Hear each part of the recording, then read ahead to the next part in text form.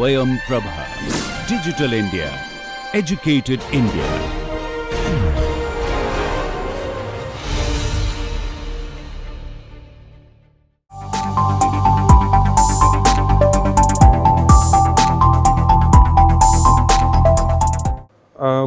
Good morning.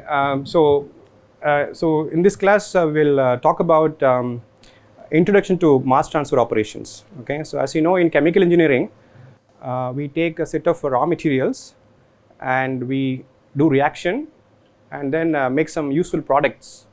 And these products can be fertilizers, pharma, or specialty chemicals, and many other things. So if you look at this entire operation of going from raw material to reaction to final product, the raw material or the products, they are not in pure forms. The raw materials are available as a mixture of compounds. We may not need all of them, so we need only some particular raw material. Okay. Similarly, the product stream also will not be completely pure product that you want to synthesize. It will be mixed with many unwanted compounds. This is because the reaction as such will involve many side reactions or unwanted reactions. Thereby, the product stream will also have mixture of compounds, including your desired compounds as well as undesired compounds. So, therefore, we are basically in a position to change the composition of a fluid mixture, okay, whether it is in the raw material or in the product stream. So, when I say change the composition, what I mean by that is changing or enriching one of the compound over the other. Okay. So, this can be said to be separation or purification. So, in terms of raw material as well as product quality, the separation becomes a very important process, and mass transfer operation is one where we actually achieve this particular objective. Okay.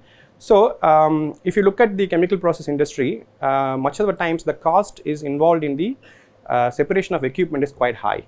The cost involved in the separation equipment design is quite high. So, if you want to look at high pure compounds, if you want to make high purity compounds, there is a proportional increase in the cost involved.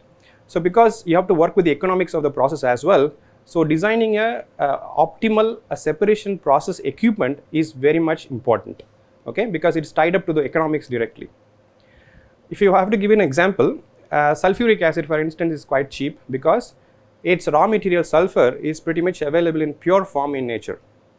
On the other hand, uranium could be very expensive because naturally uranium is not available as a pure form. It is available as a mixture of compounds at a very low concentration. So, you have to enrich uranium. This enriching process is what adds to the cost of the final compound cost. So, therefore, we have to appreciate the need for purification and the cost involved in such purifications. So, now so having talked about this importance of separation in relation to purity and cost, so what are mass transfer operations? So, we can actually define mass transfer operation as a transfer of a solute from one phase to another. Okay. So, mass transfer operations, so I am going to call this as MTO. Okay, subsequently. So, this is basically characterized by a transfer of a solute from one phase to another at a molecular scale.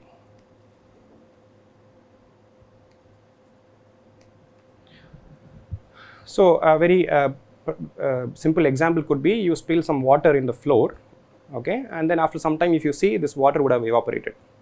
Okay. So, what really happens here is very close to the water surface, the vapor pressure is defined by the room temperature, whereas the air in the ambience is dry, let us say.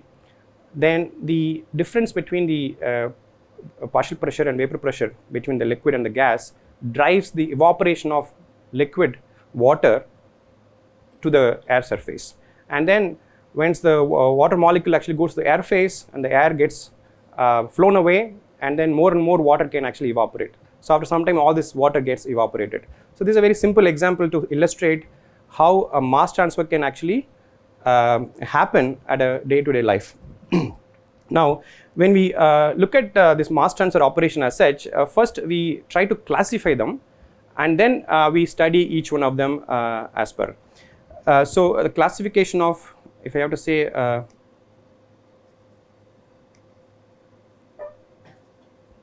classification of MTO. So there are basically 4 classes broadly defined. Again, this classification is not very unique, it is actually of convenience. So you could say that direct contact of 2 immiscible phases. This is one class, one category. Then you have phases separated by a membrane.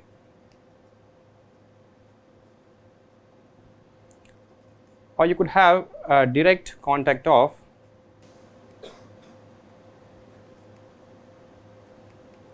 two miscible phases. And for use of surface phenomena.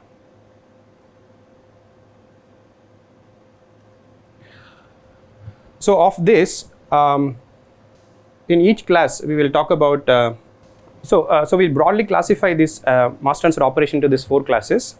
The first one is a direct contact. When I say direct contact, I mean physically they are in contact of 2 immiscible phases, and then phases separated by a membrane. So use a membrane to separate 2 phases. Sometimes there are processes where the 2 miscible phases are actually in contact. They are basically a mixture. And the last one, which is which uses kind of surface phenomena or interfacial phenomena to effect separations. So of this, if I take the first class A, so here when we say direct contact of 2 immiscible phases, we often think about, so let me write this.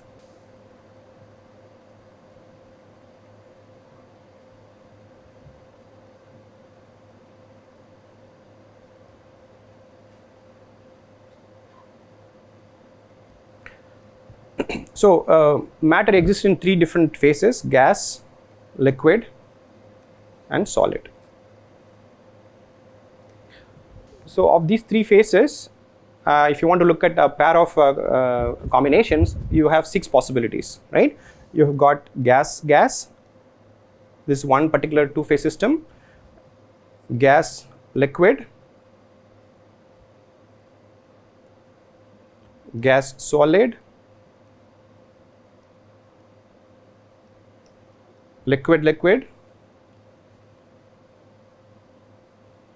solid and solid. So we got 6 possible combination of pair of phases. So here we are demanding that the 2 phases should be immiscible. By this requirement, we cannot have gas because most of the gases are actually miscible. Okay, so you cannot have gas mixture which are immiscible. So this choice is not relevant. Similarly, the solid is of importance, but not to chemical engineering, but this particular separation is usually done in metallurgy and material science. So we will not deal with this either. Okay, so that means we are basically left with 4 combinations: gas solid, gas liquid, liquid and liquid solid. So these are the 4 different types of processes that we are going to consider. Much of our MTO operation are going to be in these 4 combinations. Okay, for example, if we take the first one being gas liquid,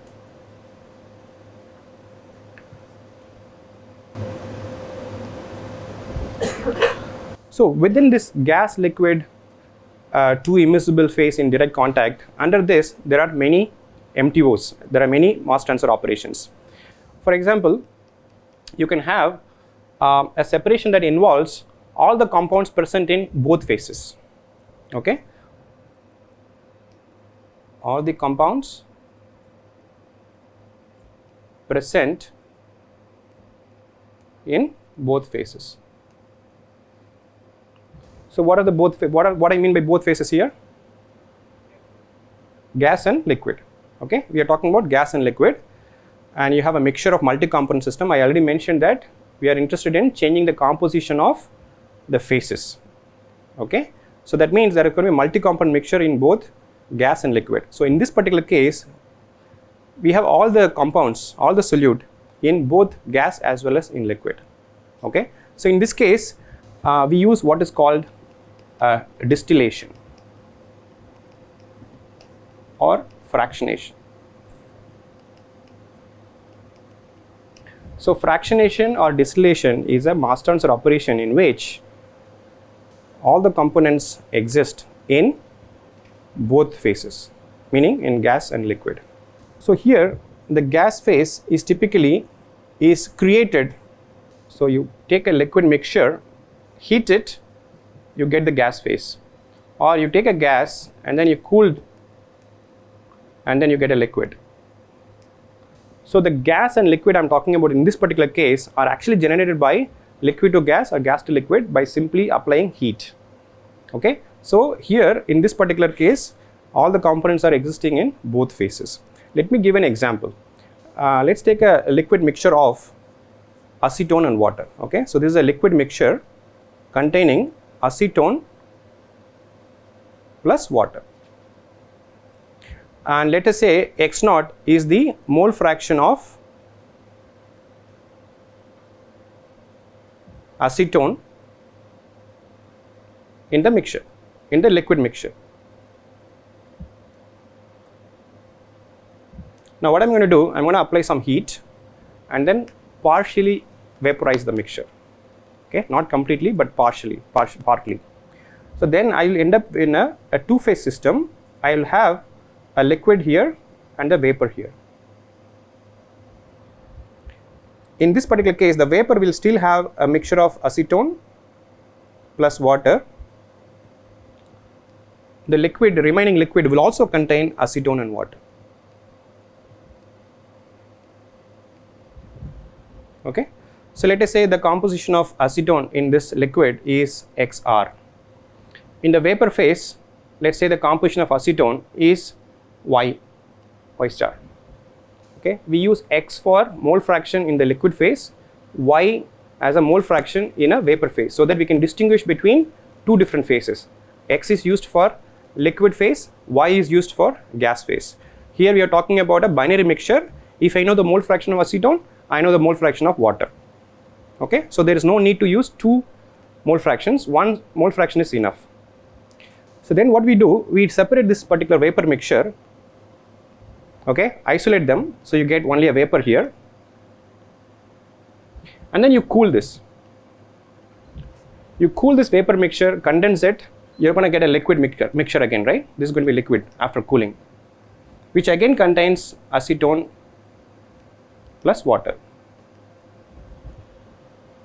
What would be the mole fraction of acetone in this liquid?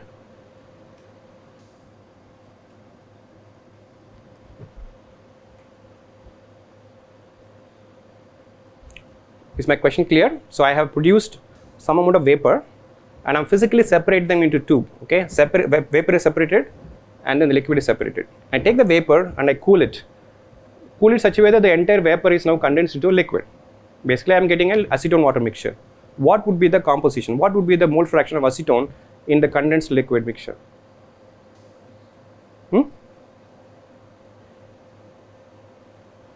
Should be the same as Y star. So now, why are we doing this? What we have done, we have taken a liquid mixture, partly vaporize them, separate the vapor and liquid, and then condense the vapor back to liquid form.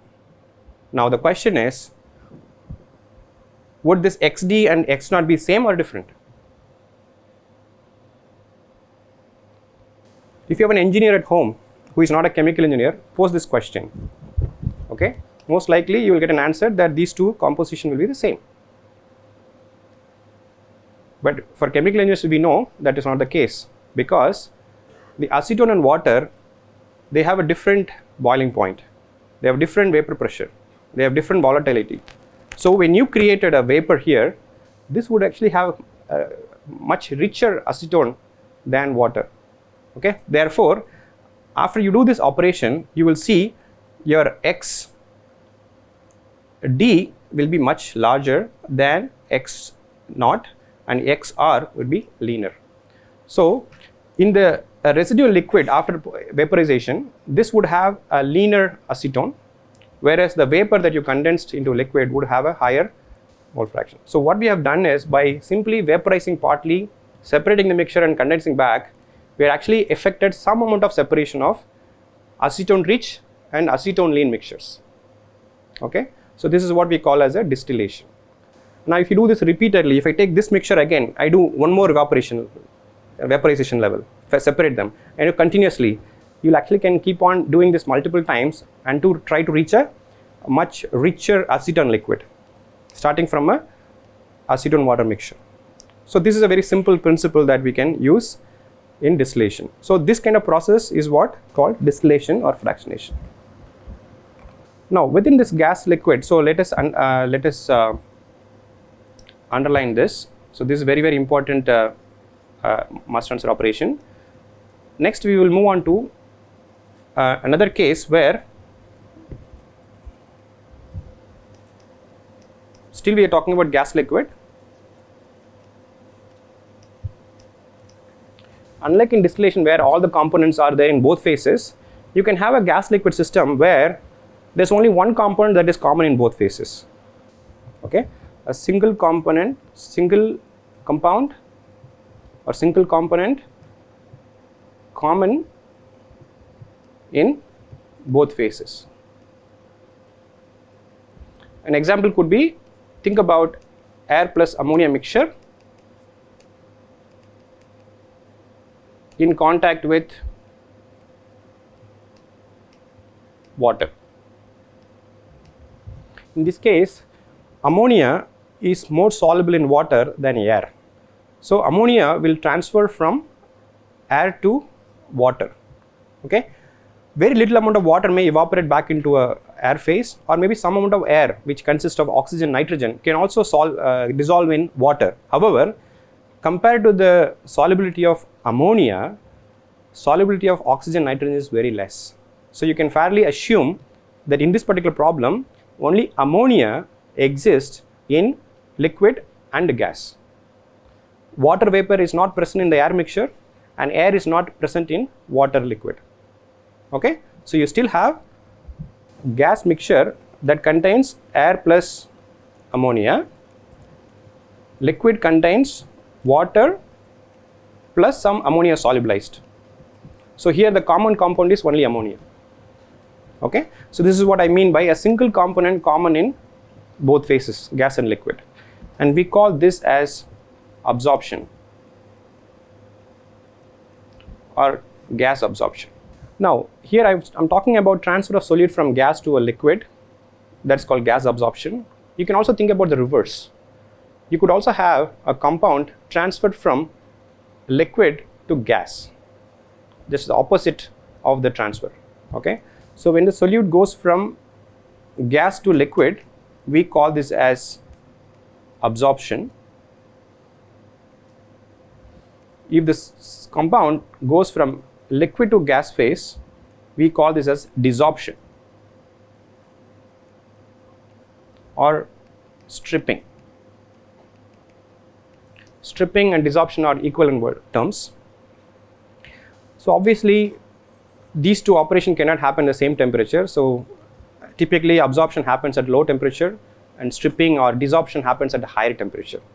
When you change the temperature, the equilibrium curve also changes. That's why this transfer of back and forth is possible.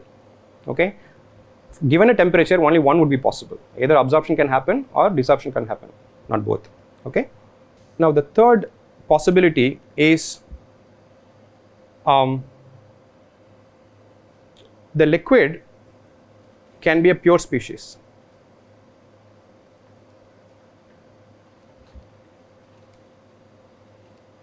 In the case of absorption, the liquid contains water plus solute, water and ammonia. Okay, But you can have a situation where the liquid will be always a pure compound, but the gas can have a mixture. Okay, for example, like I said before, take water and air mixture. Water gets evaporated into air. Okay, so the gas will have a mixture of air and water, but the liquid will be pure water because oxygen or nitrogen is not dissolving in water. And such a process we call it as a humidification.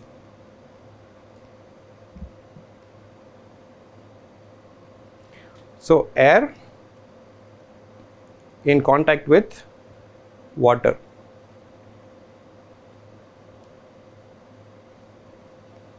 So this is what we call as a humidification.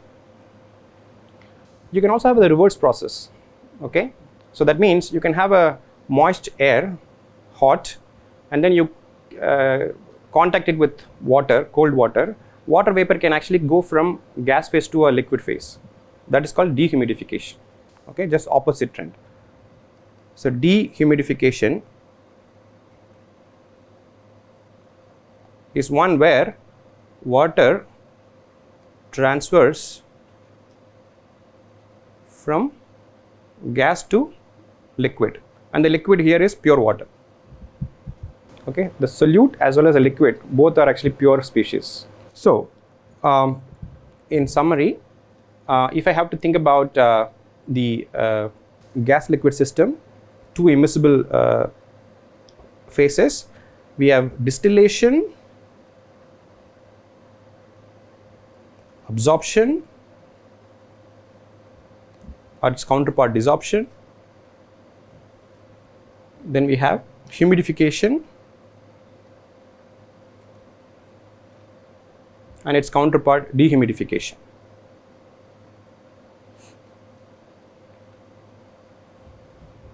So these are very common gas liquid operations involving two immiscible phases. Yeah. The next combination is gas liquid is done and then gas solid. So under this category we have drying, where if you have a moist solid, okay, moistened with the volatile liquid, is in contact with the dry air, then this volatile liquid will escape from the solid into the gas. Okay, very simple example is drying of your clothes. Okay, we have a solid material moistened with water, and then you contact it with the ambient air, and water evaporates from the solid to a gas phase. Okay, so that is called drying. So solute transfers from solid to gas. Another example could be drying of filter cakes, drying of wood material. Okay, so there are many industrial processes that are involved in drying of solids. Okay, so then we have adsorption. In this case, we have a gas mixture, and then we contact with a solid, and one of the compound can actually transfer from solid to gas. An example could be take for example air plus water mixture, and you contact this with the let's say silica, activated silica. So water will actually transfer, water will get adsorbed on the surface of activated silica.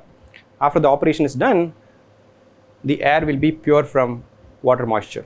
Okay, so activated silica is a very good adsorbent for absorbing moisture. Okay, so this process is called adsorption. Sometimes you may have more than one compound, more than one component in the gas, and the adsorbent can actually adsorb different solutes to different extent. Okay, for example, if you have a propane and propylene in a gas mixture, and let's say you contact with an activated carbon, and you will see that at equilibrium the activated carbon will have different surface concentration of propane and propylene, because the surface has different affinity to different solutes. So then we talk about fractional adsorption.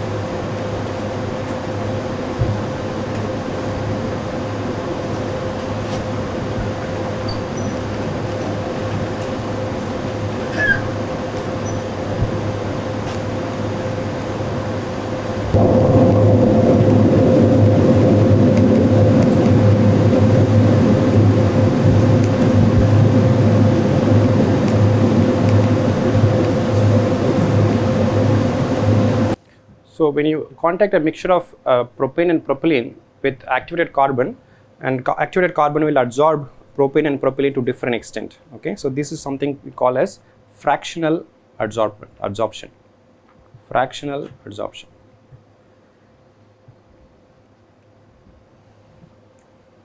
So as far as gas solid is concerned, these are the two most important separation. Okay, drying and adsorption. And next we move to liquid and liquid combination. So this liquid involves a contact of two immiscible liquids together, and there will be one component that will transport across the two immiscible liquids. Okay. For example, if you take acetone plus water, and then you contact this to CCl4, carbon tetrachloride, what will happen is carbon tetrachloride and water, they are actually immiscible phases. Okay, it will phase separate into two liquids, one containing CCl4, other one containing water. Whereas acetone will partition between water to CCl4. Okay, so at the end of the separation, you will still have acetone in both phases, but it won't be at equal concentration. It will have a different partitioning. The acetone gets partitioned between two different insoluble liquid phases. So this is something we call it as liquid extraction.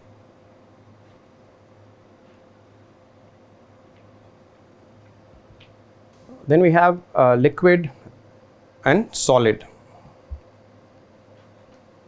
In the liquid and solid case, again you can have adsorption. You can have a compound in the liquid that adsorb to the solid adsorbent. So that is called, example could be something like if you have sugar solution containing some impurities, okay, that gives this brownish color.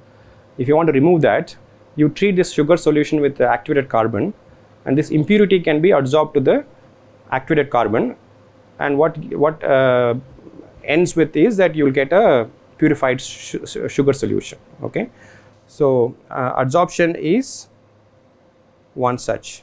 Okay, and again note that we already talked about adsorption in the case of gas solid. Okay, so adsorption can happen either in a gas solid mode or in liquid solid mode. Okay, so solid is common here. The other phase can be either liquid or gas. Again, the mechanism is that the solute will have to adsorb onto the surface or inner pores of the solid. Okay, so that is one example. Then we have something called leaching. In leaching, what happens is that it's kind of reverse. The solute actually transfers from the solid to a liquid. Okay, an example can be, let's say you want to extract oil from cotton seed. So oil is present in the solid phase, solid matrix, and use a solvent like hexane to extract the oil from solid to liquid. Okay, so that's called leaching. It's basically the reverse of adsorption. In adsorption, the component goes from liquid to solid. The reverse is leaching. Okay, there are many examples. So cottonseed oil from extracting with hexane, or sometimes gold is leached using a cyanide solution, again from a solid to a liquid phase. So these are some of the examples. And you also have other things like a crystallization, for example. In crystallization, you have a mother liquor, and then you cool it or vaporize the solvent, supersaturate the solution, and then you create a new phase, which is a solid phase. So in this case, you are actually creating a new solid phase. Initially, you start with the liquid phase. By doing some thermal process, you actually convert part of the liquid into a solid by nucleation and growth, and you create a solid phase. And that solid phase will be in coexistence or in equilibrium with the mother liquor or the liquid here. So that is called crystallization and zone refining. These are all related concepts.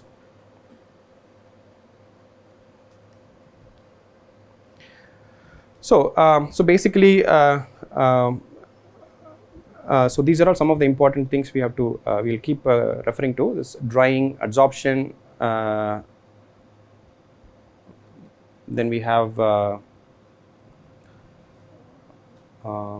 liquid extraction, adsorption, and leaching. So these are the things you have to keep in mind to understand what is the common characteristic of transfer, how many phases are involved, which way the transfer is happening, because that is important.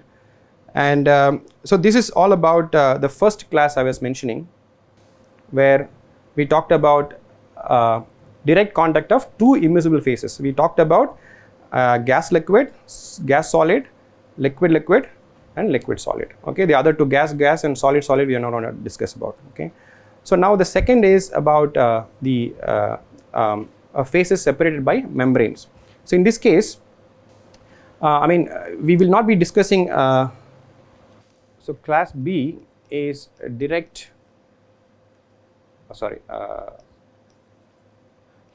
Phases separated by a membrane.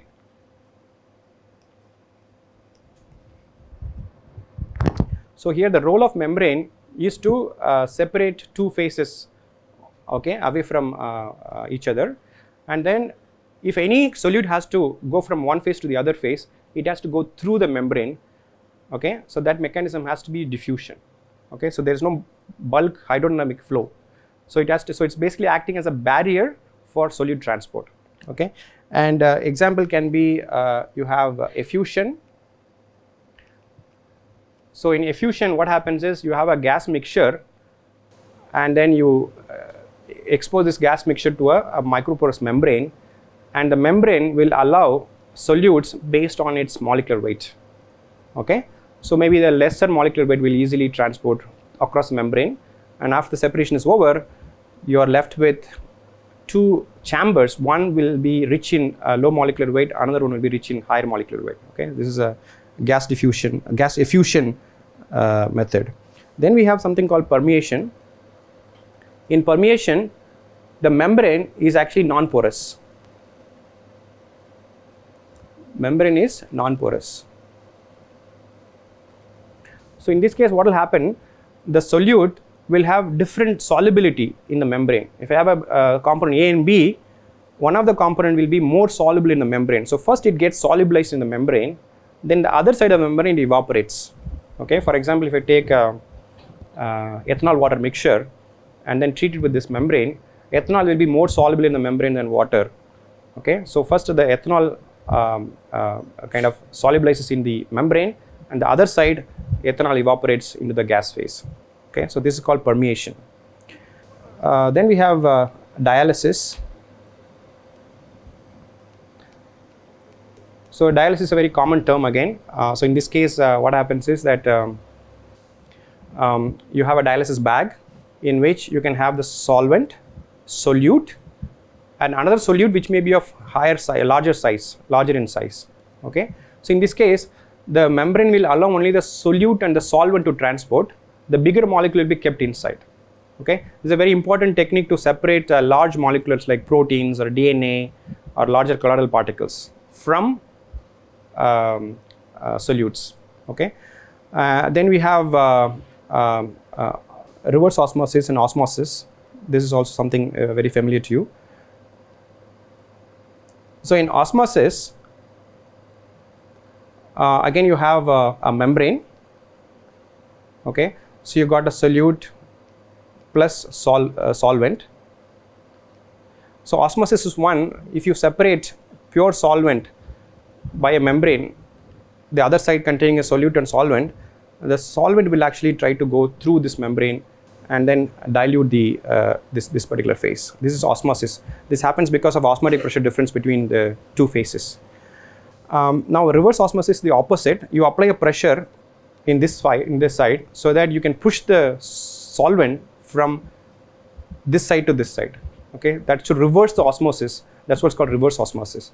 This is very important in terms of desalination, purifying water from salt water. Okay, where you apply pressure and then water is actually transported from salt rich to pure water. Okay, so whatever you have reverse osmosis system in your home is actually employs this kind of a membrane.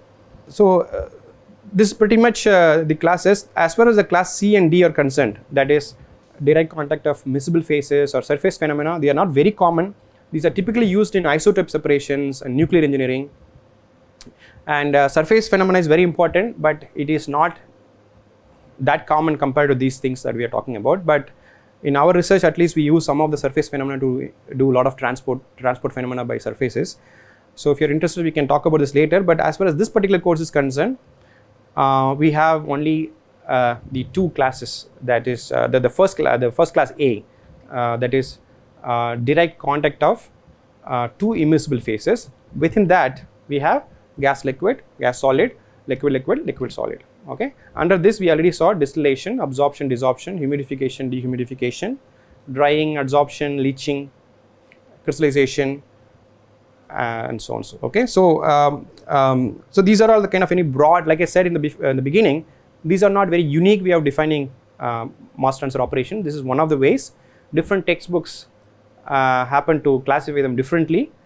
This particular classification is discussed in Treball, which is a textbook I am following for this course. Under the gas, liquid operations, distillation, absorption and its counterpart desorption, humidification,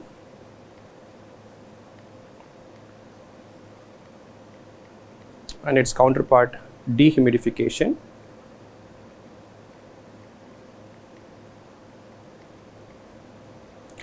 and under gas solid there is drying, adsorption, its counterpart desorption, or we don't talk about desorption here, so just adsorption, and you can have an extension of this as fractional adsorption. And then under liquid systems there is this extraction. Under liquid solid, so there is leaching, crystallization, and adsorption.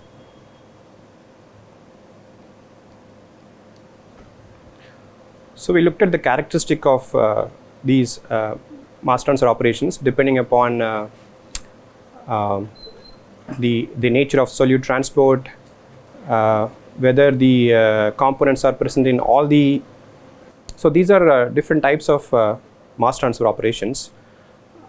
So when we think about purification or separation, mass transfer operation is not the only method. Okay, there are other methods too.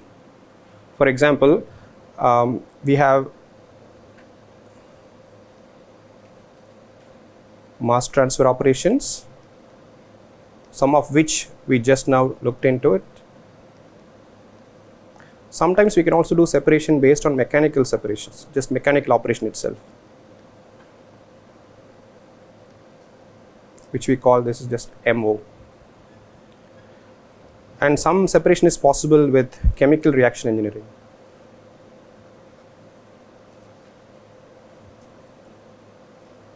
So we call it as CRE approach. So the separation or purification of a species from a mixture can happen by any of these possible methods. So as a chemical engineer, we have to make a choice of which method to go after. Okay. So to give an example, let's consider a cases where both MTO and MO, that is mass transfer operations as well as mechanical operations, both could be possible to enhance the separation or purification. Okay. So let's take an example. Let's say you want to separate a mineral from its ore. We have got two choices. One is we can do a leaching with a solvent, which is a mass transfer operation, or we can do what is called this froth flotation, which is purely a mechanical operation. So we have a choice of either using leaching as a mass transfer operation or froth flotation as a mechanical operation. So we can choose one among these two. Another example. Let's say you want to extract a vegetable oil from a seed. So here again we have an option of leaching with the solvent, which is a mass transfer operation, or we can do what is called this cold press, which is a mechanical operation. So we have got two choices here. Another example. Let's say you have a vapor mixture, a vapor to be separated from a gas mixture.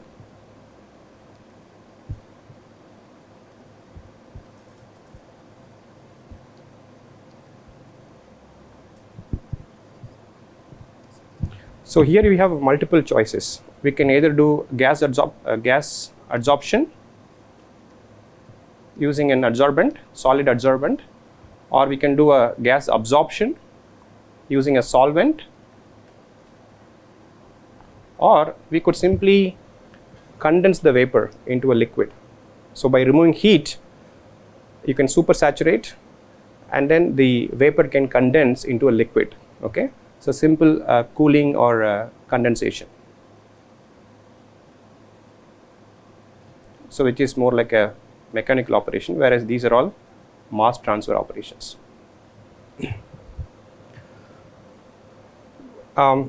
It is not necessary that we have to use either MTO or MO operations. Sometimes we can have combinations also. Okay, very simple example is if you look at how we wash our clothes in a washing machine. So after washing is done, there is a centrifuge that spins off the cloth, wet cloth, to remove most of the excess water. After that you take it up and then you dry it in the open air. So here we have achieved two separations. One is a centrifugation, which is a mechanical operation, followed by a drying, which is a mass transfer operation. Similarly, if you take this example of vegetable oil extracted from seed, you can first do a cold press, extract most of the oil from the seed, and then follow that by a leaching operations. So it is also okay to have a combination of mass transfer operation and mechanical operation. Again, example, washing of clothes involves centrifugation plus drying. So this is a mass transfer operation, this is a mechanical operation. Similarly, the vegetable oil extraction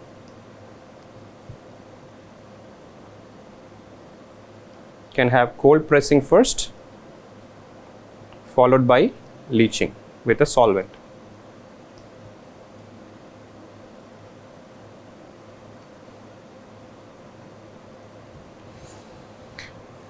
So here we are looking at choices between a mass transfer operation and a mechanical operation.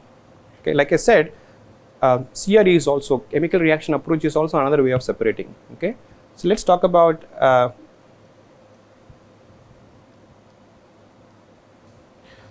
the choice between mass transfer operations and chemical reaction engineering approach. Okay, again let's have an example.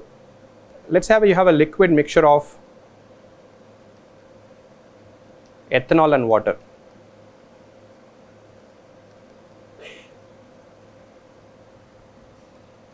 Okay, so let's say you want to purify one of the compounds. So here the choice is, we could do distillation, which is a mass transfer operation, or you could actually treat this mixture with a lime. Okay, lime is calcium oxide. it readily reacts with water and produces calcium hydroxide, whereas ethanol will not react with lime or calcium oxide. So if we contact the liquid mixture of ethanol water with lime, which is basically calcium oxide, this can produce calcium hydroxide, or called slaked lime. Okay, and ethanol can be separated out. So here there is a chemical reaction that is involved to separate one of the compounds, in this case water. Okay. Another example is, let's say you have H2S, hydrogen sulfide, which is a gas that's very pungent and that needs to be removed from a air mixture. Okay. So here the options we have is, we can do a gas absorption. We can take a solvent and then wash it with this mixture, and then H2S can be separated, which is a absorption process, which is typically a mass transfer operation. The other choice is, we could actually react this with ferric oxide. With the ferric oxide, the hydrogen sulfide actually reacts and forms iron sulfide. So it chemically transforms from H2S gas to a iron sulfide compound. Okay, so therefore you can remove sulfur or H2S from the gas mixture. So this is a chemical reaction engineering approach. So if you look at this mass transfer operation and chemical reaction engineering, you will see one particular difference, that whenever there is a reaction involved, the solute undergoes some chemical transformation. It is not in original state anymore. In this case, water is now converted into some hydroxide forms. So here the hydrogen sulfide compound is actually converted into an iron sulfide form. So chemical nature of the compound is changed when you do reaction. So that is something you have to keep in mind when you think about separations, whether the solute needs to retain its character, its identity, or you're okay to change its identity or its chemical composition. So these are the choices we have to make. Now, these two examples, that is, we are looking at either mass transfer operation or mechanical operation. This is one class. Another one is mass transfer operation versus a chemical reaction engineering approach. So now, after this, if you look at only mass transfer operation, within that also we have choices to make. For separating a particular compound, there may be many possible mass transfer operation itself. Okay, so choices among MTO itself. So this is also another choice we have to make. For a given compound or mixture of compounds, there is no one single mass transfer operation that is applicable. There is a range of operations that are possible. Okay, again we will take an example. Let's say you want to separate a mixture of oxygen and nitrogen, purely from a mass transfer operation point of view. So the options we have is, we can do what is called this adsorption. So that means we treat this gas mixture with an adsorbent, solid adsorbent, which has a preferential adsorption of one compound over the other. Okay, so you can think of a molecular sieve or adsorbent that will selectively adsorb only oxygen or nitrogen, okay, leaving behind the other compound. So this is adsorption. The other option is, we can do what is called this gaseous effusion, which is basically a membrane-based mass transfer operation. So it is a very porous membrane, and it allows only a molecule of a particular size. So when you have oxygen and nitrogen, one of the compound will be preferentially passed through the membrane over the other. So this is also mass transfer operation. So we have a choice to make between whether to go for adsorption or a simple effusion. Another example, let's take acetic acid plus water mixture. This is a liquid mixture.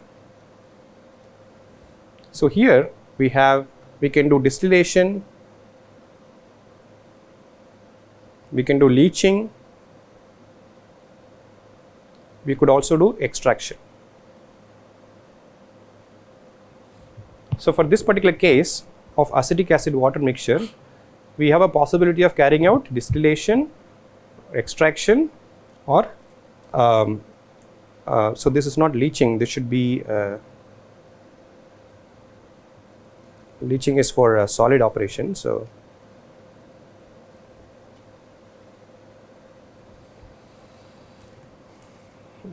I meant to say adsorption. Yeah. So you can add a solid adsorbent to selectively remove one of the compounds. Okay. So distillation, adsorption, or extraction. These are the three things that is possible.